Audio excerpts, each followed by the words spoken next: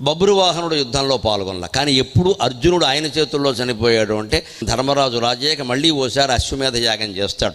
ఆ అశ్వం బభ్రువాహనుడు నగరానికి వెళ్ళినప్పుడు అర్జునుడే దానికి వెనకాల వెళ్ళాడు. ఆ అశ్వాన్ని ఎవరైనా ఆపారు అంటే వచ్చిన వాడితో యుద్ధం చెయ్యాలి. ఆ నిబంధన ప్రకారం బభ్రువాహనుడు వచ్చి తండ్రి అని తెలుసు ఆయనకి. మా తండ్రితో నేను యుద్ధం ఏమిటో, బభ్రువాహనుడు చాలా ఉత్తముడు. ఆయన వచ్చి మా నాన్నతో నేను యుద్ధం ఏమిటో హారతి పళ్ళెం పట్టుకుని కానుకలన్నీ పట్టుకొచ్చి నాన్నగారు రాజ్యానికి రండి, ఈ రాజ్యం మీదే మీరు స్వీకరించండి, మీతో యుద్ధం ఏమిటంటే విధి ఎలా మాట్లాడిస్తుందో చూడండి మనిషి చేత. కన్న కొడుకు వచ్చి అలా అంటే అర్జునుడు పౌరుషం, క్షత్రియుడికి పుట్టలేదురా నువ్వు, అశ్వం పట్టుకొచ్చిన వాడితో యుద్ధం చేయాలి, నా కొడుకైతే యుద్ధం చెయ్యి, ఆర్తపళ్ళం పట్టుకొచ్చావు ఇక్కడ అని ఆక్షేపించాడమ్మా. కర్మ అంటే అది. వాడు ఏం గత్యంతరం లేక యుద్ధం చేశాడు. తీవ్రమైన యుద్ధం 5 రోజులు జరిగితే బభ్రువాహనుడు వేసిన బాణం అర్జునుడి ప్రాణాలు తీసింది. అది మూర్ఛ కాదు, ప్రాణమే పోయి. అర్జునుడు ఎందుకు చనిపోయాడంటే గంగాదేవి శాపం కారణంగా. విధి అలా పనిచేస్తుంది.